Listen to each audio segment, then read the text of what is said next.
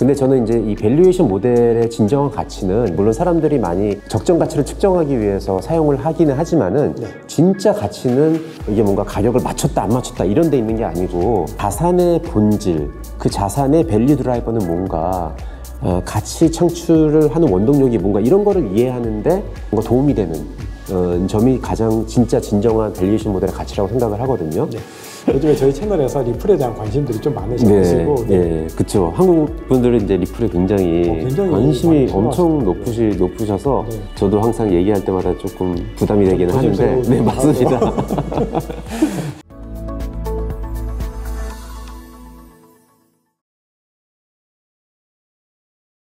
금이 어떤 그런 결탁에 의해서 인위적으로 금 가격이 지금 이렇게 눌려 있다라는 그 음모론 자체가 증명되지 않았기 때문에 그런 같은 이론을 적용을 해서 비트코인도 그렇게 될 거라고 우려하는 것도 좀 기우라고 생각을 합니다. 네, 알겠습니다. 네, 자 그러면 지금부터는 이제 또 새로운 주제로 좀 들어가 보겠습니다. 가상자산의 밸류에이션과 관련된 부분인데요. 자, 본격적인 질문을 하기 전에 사실 이 가상자산 시장에서 리서치라는 개념은 아직까지는 개인 투자자분들께는 조금 덜 익숙한 개념입니다. 아직까지 워낙 신생자산이기도 하고 이 체계들이 완전히 자리가 잡히지는 못했는데요. 코빗 리서치 센터가 사실 이 리서치 분야에서 굉장히 중요한 역할을 지금 하고 계시죠.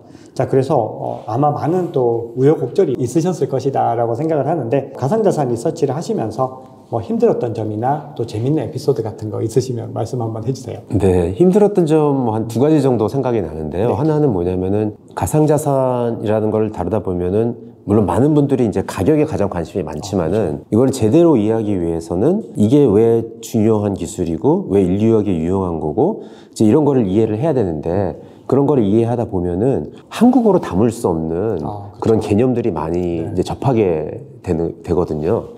그래서 이제 그런 개념들을 접했을 때 이제 저희는 이제 리서치를 한국어로 내야 되니까 이제 전달을 함에 있어서 어떤 표현을 해야 될지 이제 좀 그런 것에서 좀 고심이 좀 어렵더라고요. 고민하다가 안 되면 그냥 영어를 쓰는데 아무래도 좀 될 수 있으면 저는 이제 한국어를 쓰고 싶어서 이제 한국어를 찾는 그런 과정 이제 이런 것들이 좀 많이 어렵게 느껴질 경우가 있고요. 그다음에 이제 두 번째로는 제가 개인적으로 이제 궁금하고 지적 호기심이 느껴지고 이런 주제하고 대중들이 듣고 싶어 하는 거하고 이제 좀 괴리가 있을 때. 그 저는 뭔가 이런 게 궁금해서 막 시간을 많이 투자해서 이걸 알아보고 싶은데 막상 이거를 리포트를 쓴다고 했을 때 과연 사람들이 읽을까? 이제 이런 생각이 들게 되면은 그런 어떤 균형을 맞추는 게 조금 약간 어려운 것 같아요. 맞습니다. 그게 어떻게 보면 가격이랑 좀 관계가 있는 것 같습니다. 맞아요, 그것도. 왜냐하면은 사람들은 지금 시장에서 뭔가 많이 거래되는 것들이 더 많이 알고 싶어 하는데 또 리서치를 만드는 사람들의 입장에서는 그런 것들보다는 정말 이 산업의 좀 근원적인 이야기들이나 더 향후에 더 성장할 수 있는 것들을 발굴해야 되는 그런 부분들이 있어서 괴리감도 좀 발생할 수밖에 없다라는 생각이 듭니다. 네. 또 하나 재미있는 점 이제 하나 말씀드리면 재밌었던 점은 이제 코빗이라는 브랜드를 갖고서 이제 리서치를 하다 보니까 제가 보통 같으면 만날 수 없는 그런 분들을 만날 수 있는 어떤 기회가 생기더라고요. 그래서 최근에는 그 SEC의 헤스터퍼스 위원님 정말요? 제가 크립토맘이시잖아요. 네, 크립토맘이랑 그분하고 좀 대화를 할 기회가 생겨가지고요. 예, 이제 그런 기회를 좀처럼 사실 제가 코빗이 없었다라면은 절대 했는데 그런 기회도 생겼었고 뭐 그런 점이 재밌었던 것 같습니다. 진짜 글로벌 굉장히 유명한 인사분들을 만날 수 있는 기회들이 진짜 많겠네요. 부럽습니다. 네, 그러면 자 지금부터는 이제 가상자산의 가치평가에 관한 이야기들을 해볼 텐데요.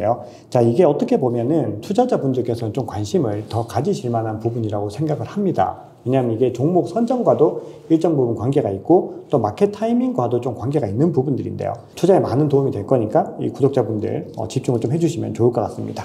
자, 작년인가요? 코빗 리서치 센터에서 밸류에이션에 대한 보고서를 한번 공유를 해주셨습니다. 네. 그래서 이게 많은 분들이 또 이걸 통해서 이 밸류에이션 모델들에 대해서 고민을 하게 됐는데, 자, 이 비트코인의 밸류에이션을 그때 이제 6가지 정도 방법을 제시해 주셨는데요. 네. 그 방법들 중에서 비트코인의 밸류에이션을 측정하는 방법 중 가장 합리적인 거, 그리고 그 중에서도 우리 이제 평범한 개인 투자자분들이 좀 활용할 수 있을 만한 이 밸류에이션 모델이 있을까요?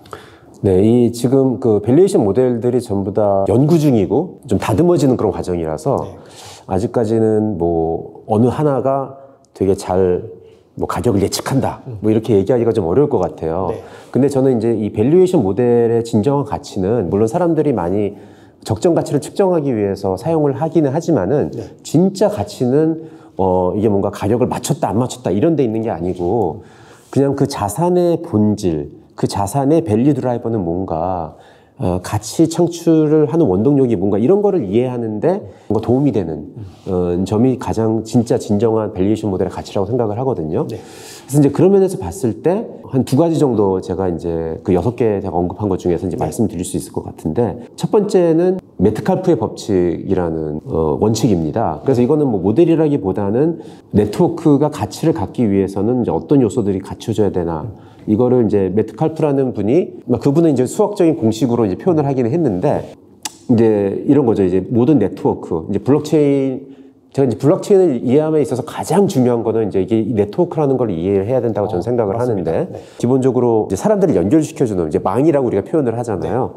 그런데 그게 가치가 있으려면은 이제 연결되는 그 사람 숫자가 많으면 많을수록 더 가치가 올라가는 이제 이런 비례관계에 있는 거고 이제 메트칼프의 법칙은 이것을 이제 수학적으로 네트워크에 참여하는 사람 숫자 제곱에 비례한다라는 어떤 그런 공식을 만드신 분이고 네.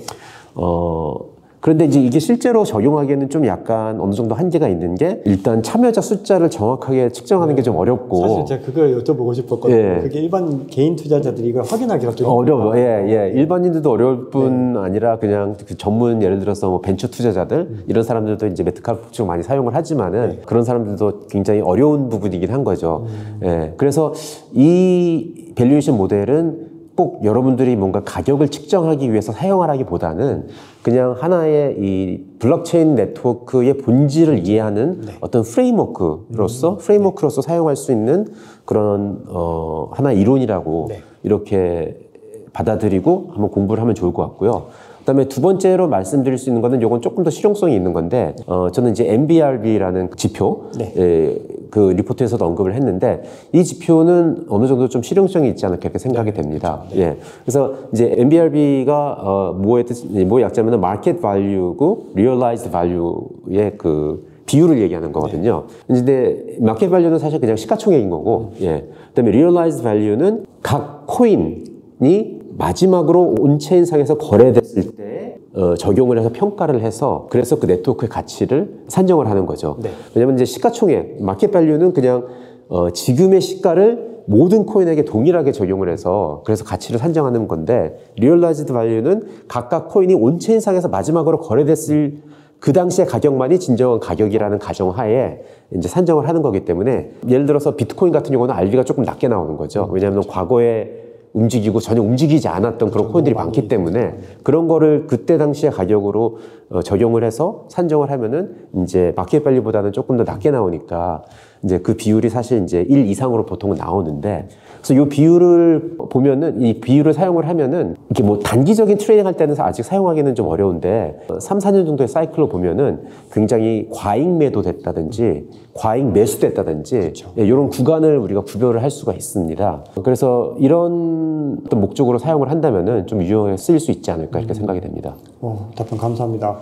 사실 제가 또 여기서 하나 더 이제 추가적으로 드리고 싶었던 질문이 있는데 제가 이제 플랜 B라고 하는 분이 계시죠. 네네. 근데 제가 가끔씩 제 영상에서 그 플랜 B라는 분의 의견을 제 얘기를 하면은 악성 댓글이 좀 많이 달리거든요. 근데 이제 그분이 S2F 모델, 스톡 투 플로우 모델을 만든 분이다라고 하는데 이제 그 모델을 이제 최근에 오늘 아침에도 판테라 캐피탈이 이제 반감기 이후에 가격을 이제 예측하면서 또 그 모델을 사용해서 했다라는 기사가 또 전해졌는데 사실 이 S2F 모델에 대해서는 찬반이 좀 많이 있는 건데 센터장님은 그 모델을 어떻게 생각하시나요? 저도 이제 그 모델을 처음에 접했을 때는 굉장히 감명을 받았어요. 그 수학 공식으로 가격을 딱 뱉어낼 수 있다는 게 굉장히 신기했고 그리고 희소성을 그렇게 가치로 이렇게 환산할 수 있다는 게 이제 신기했고 또 그걸 통해서 자산이 가치를 지니기 위해서 희소성이 얼마나 중요한가를 깨닫게 해줬고 이런 면에서 굉장히 유용하게 저한테는 작용을 했고요.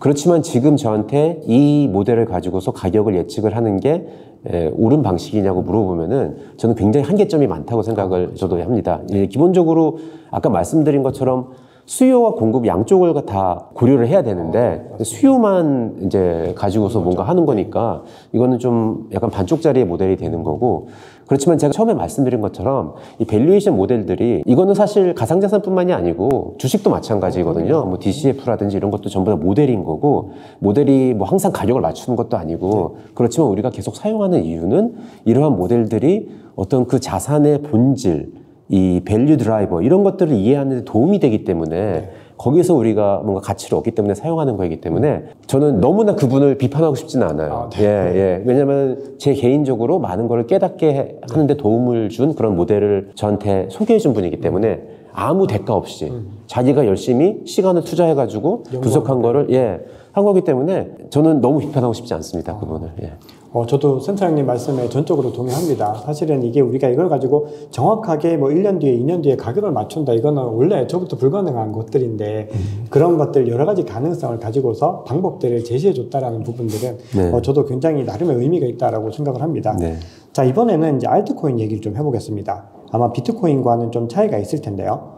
토큰 터미널 이런 사이트 가보시면은 PER이나 PSR 이런 것들을 제공을 하면서 뭔가 가치 평가에 도움을 줄 수 있는 자료들을 주고 있는데요. 이 알트코인의 밸류에이션을 측정할 수 있는 어떤 모델은 있을까요? 네, 뭐 알트코인이라고 해서 크게 뭔가 다르게 접근해야 될 이유는 없을 것 같기는 해요. 근데 단지 이제 몇 가지 주의사항이 있을 것 같긴 합니다. 이제 알트코인은 굉장히, 이제 보통 이제 역사가 비트코인이나 이더리움보다 짧은 경우가 많으니까, 그리고 아직 그러니까 짧다는 건 뭐냐면은 네트워크 자체가 굉장히 미성숙한 상태에서 출시가 된 거고, 그렇기 때문에 여러 가지 위험 요소가 더 있기 때문에 조금 뭔가 더 주의해야 될 이제 그런 요소들이 있을 것 같고요. 일단 알트코인을 이제 투자를 할 때 제 생각에는 가장 우리가 해야 될 질문은 이제 코인이 있다는 거는 뭔가 뒷받침이 되는 네트워크가 있다는 거고 그 프로젝트를 이끄는 사람들이 있다는 건데, 그럼 이 프로젝트는 도대체 무슨 문제를 해결하려고 그러는 프로젝트인지, 그리고 이 문제가 꼭 탈정화화된 네트워크를 동원을 해서 해결해야 될 문제인지, 뭐 이런 점을 우리가 따져봐야 될 것 같고요. 두 번째로 따져야 될 거는 이 프로젝트를 이끄는 사람들이 과연 솔루션을 성공적으로 적용하기 위해서 필요한 공감대를 이룰 수 있는 커뮤니티를 만들어낼 수 있는지, 그런 능력이 있는 사람들인지, 뭐 이런 것도 봐야 될 것 같고, 그다음에 마지막으로는 이 코인 자체를 이제 배분을 해야 되는데, 보통 알트코인 같은 경우는 배분을 균일하게 못하고 자기네들이 다 갖고 있는 경우가 많습니다. 그러니까 이게 사실은 이제 두 번째랑 세 번째가 연결된 건데, 왜냐면은 프로젝트를 런칭을 한 사람들이 커뮤니티를 형성을 못하고 이 지금 해결하고자 하는 그 문제에 대해서 공감대를 형성을 충분히 이끌어내지 못하면은 커뮤니티가 형성이 안 되면서 결국에는 그 코인은 자기네들만 들고 있게 되는 거거든요. 초기 개발자들만. 이제 그런 상황은 굉장히 이제 나머지 사람들한테 위험한 시츄에이션인 거죠. 이제 그런 분들, 그런 초기 개발자들이 하다가 뭐 처음엔 좋은 인도로 시작했더라도 잘 안 되면은 나중에 뭐 덤핑을 할 수도 있는 거고, 아니면 아예 처음부터 덤핑할 생각을 한 사람도 있는 거고, 그런 많기 때문에, 그런 게 많기 때문에 어떤 요 세 가지만 좀 주의를 해도 상당히 많은 알트코인을 걸러낼 수 있지 않을까 그렇게 생각이 됩니다. 자, 그러면 이번에는 좀 개별 종목 이야기를 좀 해보겠습니다. 저희가 딱 두 가지 정도의 개별 종목만 여쭤볼 텐데요. 먼저 이더리움입니다. 최근에 이제 좀 부각이 좀 많이 덜 되는 모습입니다. 어떻게 보면은 이 소셜상에서는 오히려 리플이나 뭐 솔라나 같은 프로젝트들이 더 많이 좀 언급이 되는 느낌이고, 이 압도적인 알트코인의 대장인 이더리움이 조금은 주춤한 모습인데 전망 어떻게 보시나요? 네, 뭐 저는 굉장히 긍정적으로 보는 편입니다. 이더리움, 이게 우리가 뭔가 노이즈가 없으면은 뭔가 주춤하고 뭔가 진행이 안 되고 있다 이렇게 생각을 하기 십상인데, 사실상 이더리움 커뮤니티만큼 굉장히 견고하고 결집력이 강한 그런 커뮤니티도 없다고 생각이 되고요. 그리고 뭐 이렇게 뭐 뉴스화되지 않고 뭐 매체화되지 않아도 이더리움 커뮤니티는 전 세계에서 어떤 그런 미더비나 이런 걸 통해서, 컨퍼런스나 이런 걸 통해서 계속 자기네들이 걸어가야 될 로드맵을 꾸준히 차곡차곡 걸어가고 있는 그런 커뮤니티이고, 다만 이제 비트코인과 이더리움을 봤을 때는 둘 자산 모두 갖고 있어야 된다고 생각을 하는데, 이제 비트코인은 훨씬 더 그래도 이더리움보다는 성숙한 네트워크이고, 그렇기 때문에 리스크가 더 적고, 이더리움은 물론 업사이드 포텐셜도 많지만 그만큼 리스크도 있는 거기 때문에 포트폴리오의 포지셔닝을 할 때 이제 리스크에 맞춰서 네. 이더리움은 조금 더 이 비트코인보다는 작게 가져가는 게 네, 맞다고 이렇게 생각이 되거든요. 네. 자, 그러면 이번에는 리플 이야기를 좀 해보겠습니다. 리플 소송의 약식 판결이 최근에 이제 나왔습니다. 그래서 SEC가 이제 중간 항소를 결정을 했고, 그리고 이제 내년 2분기에는 또 배심원 재판이 예정되어 있어서 브래드 갈링하우스나 아니면 크리스 라센 같은 그런 분들이 이제 기관을 대상으로 판매한 부분들에 대해서 또 소송을 또 하게 될 텐데, 앞으로 이 소송의 흐름이 어떻게 흘러가고 우리가 어느 지점에 주목을 해야 된다고 보시나요? 네, 지금 이제 뭐 재밌는 양상이라고 그럴까요? 좀 네. 이렇게 새로운 국면에 접어들었는데, 네. 이 SEC가 그 중간 항소를 네, 요청을 했고, 네. 그거에 대해서 첫 번째 단계의 승인이 났어요. 네, 맞습니다. 그래서 이게 승인이 여러 단계가 있기 때문에 완전히 승인한 건 아닌데, 그래서 이제 앞으로 이게 승인이 완전히 날지 안 날지도 아직 불확실 상황이긴 하지만은, 이제 일부에서는 뭐 이제 이거 가지고 많이 다들 자기 나름대로 해석을 하고 있는 것 같아요. 많은 분들이. 굉장히 다양한 해석이 있습니다. 리플이 가장 정말로. 네. 그래서 근데 일단 이 소송은, 일단 가상자산 업계에 있어서는 굉장히 이제 중요한 소송이고, 지금까지는 굉장히 긍정적인 방향으로 흘러나오고 있고요. 네. 이 중간 항소 승인 여부와 상관없이. 네, 상관없이. 네, 상관없이. 이 토레스 판사가 참 뭐라고 그럴까요? 고마운 분이라고 해야 되나? 특이한 분이라고 해야 되나? 대단한 분이라서. 네, 대단한 분이라도 말도 그렇게 결정을 한다는 게 예. 굉장히 부담이 맞아요. 예. 엄청난 부담이었을 거라고 생각이 됐었는데, 이제 근데 또 한 가지 재밌는 건 뭐냐면은, 이제 판사들은 그 약식 판결을 요청을 하는 측이 던진 질문에 대해서만 답을 하면 되는 거거든요. 그래서 그 네 가지가 있었던 거잖아요. 예. 그 매각 방식에 대해서 판단을 해달라. 네. 근데 거기서 멈추지 않고 판결문에 XRP 자체는 물어보지도 않은 질문인데, 물어보지도 않은 질문인데 XRP 자체는 증권이 아니다. 이런 말을 해줬단 말이죠. 네. 그래서 이제 그게 이제 굉장히 업계에서는 긍정적으로 받아들여진 거고, 그렇기 때문에 이번 중간 항소가 만약에 승인이 난다 하더라도 항소 법원에서 XRP는 증권이다 아니다 이거에 대해서는 논하지 할 필요가 없는 거죠. 예, 그거는 그냥 어떤 그러한 이 사실이 사실로 그냥 남아 있는 거고. 예. 그래서 이제 그러면은 이제 되게 중요한 거일 것 같고, 이제 아무래도 이제 그렇지만 XRP 보유자들 입장에서는 이 중간 항소가 어떻게 되는지 이제 이렇게 좀 중요한 이유가 되는 거죠. 네. 예. 그래서 왜냐면은 이제 결국에는 사실 첫 번째 질문, 그 기관 투자자들한테 매각한 거에 대해서는 증권이라고 이렇게 증권법 위반이라고 봤기 때문에 그 부분에 대해서는 뭔가 레메디라고 이제 법률 용어로 얘기를 하는데, 네. 예, 뭔가 시정 조치가 있어야 되는 거죠. 네, 이제 그게 벌금일 수도 있는 거고, 네. 아니면은 뭐 여러 가지 뭐 다른 방식으로 뭔가 있을 텐데, 그게 이제 리플이라는 회사에 뭔가 금전적인 어떤 데미지가 있을 수가 있으니까, 그렇죠. 이제 그런 것들은 XRP 보유자한테는 조금 이제 부정적인 여파가 있을 수가 있으니, 이제 그런 관점에서 XRP 보유자들은 조금 더 지켜봐야 될 부분이 남아 있는 거죠. 예. 그러네요. 만약에 이제 이 벌금을 받는 그 양 자체가 뭐 어느 정도일지도 우리가 알 수가 그쵸, 없는 거고, 맞습니다. 예. 그 부분들이 아직 변수로 남아 있고, 맞습니다. 그리고 이게 또 내년 2분기에 재판 출석할 수 있다라고 하면 네. 결과는 3분기 뭐 이후에 또 나온다고 봐야 되니까, 그쵸, 예. XRP 홀더들은 좀 투자의 관점을 좀 많이 길게 봐야 되겠다. 그렇죠. 네, 듭니다. 맞습니다. 자, 그래서 다음 질문이 또 리플에 관한 건데요.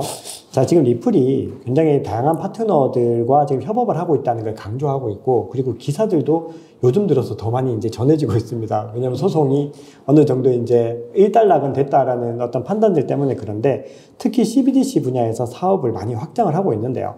자, 이 CBDC 분야 사업 확장이 리플에 어떤 영향을 미칠지, 그리고 이것과 뭐 별개로라도 리플의 전망은 어떻게 될지, 이 센터장님의 의견이 굉장히 궁금합니다. 요즘에 저희 채널에서 리플에 대한 관심들이 좀 많으셔가지고. 네, 네, 그렇죠. 한국 분들은 이제 리플에 굉장히 관심이 엄청 높으셔서, 네. 저도 항상 얘기할 때마다 조금 부담이 되기는 하는데, 네, 맞습니다.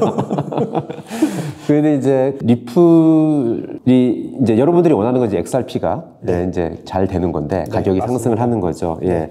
그런데 이제 리플이라는 회사가 영위하는 사업이 있는 거고, 그리고 이제 XRP가 있는 거거든요. 그렇죠. 예. 이제 그 요 두 개가 좀 약간의 거리감이 있어요. 예, 거리감이 있기 때문에, 그래서 리플 회사가 영위하는 사업이 잘 되고, 뭐 CBDC 뭐 이런 프로젝트가 잘 되고, 뭐 이런 것들이 XRP의 어떤 가격 상승으로 이어져야 되는데 그 연결고리가 좀 불확실해요. 그러니까요. 네. 지금 아직까지는 뭔가 그런 느낌이 많이 있죠. 네, 맞습니다. 그래서 그런 점이 있기 때문에 조금 사실 이제 리플 회사가 진행하는 프로젝트조차도 지금 뭐 여러 가지 파트너십은 발표를 하고 있지만은 사실 파트너십만 가지고 이게 실제로 뭔가 그렇죠. 실제 성과랑 수익을 창출하고 있는지는 아직 잘 확실하지가 않으니까 그것만 가지고도 뭔가 긍정적으로 보이기는 어려울 것 같고 그리고 아까 말씀드린 것과 같이 어떤 그런 법적인 어떤 제재나 이런 그런 리스크, 그 벌금이나 뭐 이런 리스크도 해소가 된 것이 아니기 때문에 그런 면에서는 좀 불확실성이 있는데 제가 한 가지 그래도 XRP 보유자들한테 뭔가 긍정적이라고 얘기할 수 있는 부분은 뭐냐면은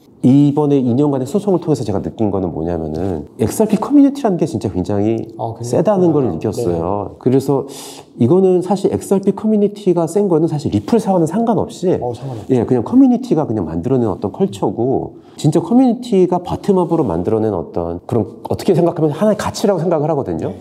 그래서 저는 뭐 이런 생각도 해봅니다. 이게 리플사랑 그냥 떨어져 나가서 그냥 XRP만의 어떤 커뮤니티 중심의 뭔가 새로운 프로젝트가로 재탄생해도 되지 않을까 뭐 이런 생각도 좀 해보고요.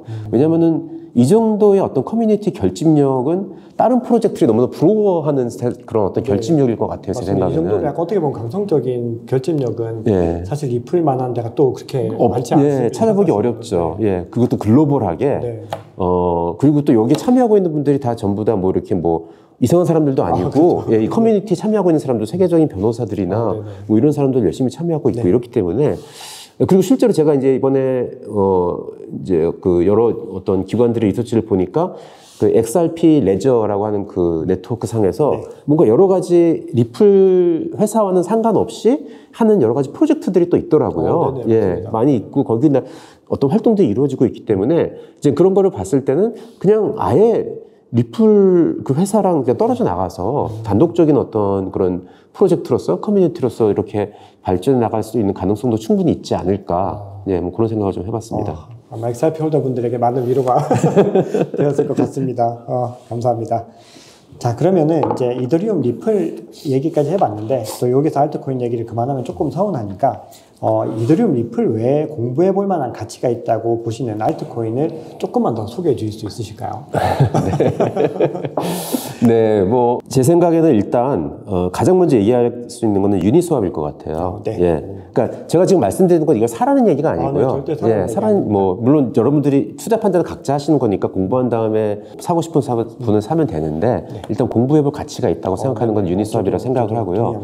이게 왜 그러냐면은 이제 이더리움이라는 네트워크가 이제 스마트 컨트랙트 플랫폼인데 스마트 컨트랙트라는 게 뭐 쉽게 얘기하면 사실 소프트웨어인 거고 블록체인 상에서 작동하는 소프트웨어인 거고 누군가가 이더리움 상에서 유용하게 쓸 수 있는 소프트웨어 서비스를 만들으라고 있는 거잖아요.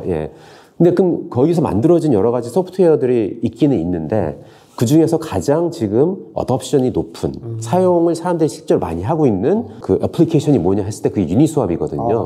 이제 유니스왑은 이제 탈중앙화 거래소인데 많은 분들이 블록체인이 실생활에 어디서 쓰여요 하는 질문을 되게 많이 해요. 이제 그런 거를 실제로 느끼고 싶으면은 유니스왑 같은 어떤 거래소를 한번 사용을 해보고 이게 어떻게 작동을 하고 이제 이런 거를 파악하다 보면은 그러면은 스마트 컨트랙트 플랫폼이라는 게 왜 우리한테 유용할 수 있는 건지 깨닫는데 굉장히 도움이 될 것 같거든요. 그래서 유니스왑을 추천을 드리고요. 그 다음에 두 번째로는 이제 리도 파이낸스를 말씀드리겠습니다. 이제 리도는 이제 이더리움 네트워크의 스테이킹 을 할 경우에 이제 보통 스테이킹 하게 되면은 이제 그 자금이 이제 묶이게 되는데 그래서 유동성이 없어지는데 이제 그 유동성을 제공해주는 이제 그런 네트워크잖아요. 그래서 이것도 지금 상당히 많이 어덥션이 이루어지고 있는 네트워크 중에 하나이고 이것 또한 이제 블록체인 네트워크가 어떻게 이제 유용하게 사용될 수 있는지 어떤 그런 좋은 선례를 보여주고 있는 것 같아서 이 두 가지를 말씀을 드리고 싶습니다. 사실은 제가 오늘 오전에 산티멘트에서 이제 발표한 자료를 보니까 알트코인 투자자들의 거의 90%가 손실이 엄청나게 90%가 손해를 보고 있는데 그 중에서 그래도 가장 선전하고 앞으로 계속해서 좀 성장할 가능성이 있는 거를 꼽을 때 디파이를 꼽으면서 유니스왑이랑 리도 그리고 메이커다오 같은 프로젝트들을 언급을 하고 있더라고요. 그래서 아까 봤던 그 자료 그 내용들을 더 업그레이드해서 말씀해 주셔서 와 역시 센터장님이시다 생각을 했습니다. 자, 그러면 이번부터 마지막 질문을 드리겠습니다. 자, 이번 질문은 센터장님께만 드릴 수 있는 질문입니다. 자, 코빗 거래소는 상장할 때 가장 엄격한 기준을 적용하는 것으로 유명합니다. 자, 그런 코빗에서 가상자산을 상장시킬 때 가장 중요하게 보는 항목은 무엇일까요? 네, 이것도 사실 아까 그 알트코인을 투자를 할 때 무엇을 봐야 되냐랑 좀 약간 겹치는 부분일 것 같아요. 네, 네. 그래서 저희 이제 일단 보는 것은 이 블록체인 프로젝트가 어떤 문제를 해결하려고 있는지 이제 그거를 보고 이게 반드시 뭐 꼭 블록체인을 사용해서 해결해야 되는 문제인지 네. 그냥 다른 어떤 중앙화된 솔루션으로 해결할 수 있는 문제인지 이제 그거를 파악을 하고 대부분의 경우는 꼭 탈중앙화 솔루션을 적용해야 되는 경우는 뭔가 해결해야 되는 그 문제 자체가 글로벌한 문제인 경우가 많습니다. 네. 예. 왜 그러냐면은 블록체인 네트워크의 가치 제한은 중개인 제거인데 디스인터미디에이션이라고 얘기를 하죠. 중개인을 제거를 했을 때 뭔가 굉장히 엄청난 가치 창출이 되는 그런 시츄에이션인데 이 중개인이라는 것들이 대부분 이제 국경을 중심으로 이렇게 형성이 되어 있기 때문에 그래서 이렇게 국경을 넘나드는 뭔가 이런 문제 해결 이런 게 필요할 때 이제 블록체인이 사용돼야지 진짜 그 진정한 가치가 발휘되는 경우가 많거든요. 한 가지 이제 예로 들 수 있는 게 이런 거예요. 이제 인터넷도 사실 탈중앙화된 네트워크 중에 하나인데 그런데 이제 우리가 보통 국내에서 전화를 할 때는 그냥 010으로 전화를 하잖아요. 근데 이제 보이스톡이라는 서비스가 있죠. 예. 그렇죠. 예. 보이스톡은 뭐냐면은 카카오톡을 사용을 해서 이제 인터넷이라는 망을 타가지고 목소리가 전달이 되는. 국내에서는 아무도 보이스톡 안 써요. 그냥 010으로 해요. 그래서 차이가 없으니까. 그런데 언제 보이스톡을 쓰냐? 그렇죠. 해외 전화. 해외, 그쵸. 해외에 있는 사람한테 전화를 할 때 그걸 쓴단 말이죠. 근데 사람들은 그냥 이게 싸니까 쓰는 거지 이렇게 생각을 하는데 맞습니다. 싸니까 쓰는 건데 왜 싼지를 생각을 해보면은 이거는 그 중간에 있는 이동통신사를 갖다 통과를 하는 게 아닌 거죠. 예, 인터넷이라는 망을 통해서 목소리가 전달이 되기 때문에 중개인을 이제 그 바이패스 한다고 그러죠. 예, 이렇게 피해가는 그런 어떤 망이기 때문에 거기서 가치가 창출이 되는 거죠. 네. 그런 거와 마찬가지로 우리 그 블록체인 네트워크도 블록체인 프로젝트도 어떤 이런 국경을 넘나드는 서비스 일 때 진짜 그 가치가 발휘되는 거기 때문에 그런 거를 위주로 저희가 일단 프로젝트를 좀 선별을 하고 있습니다. 예.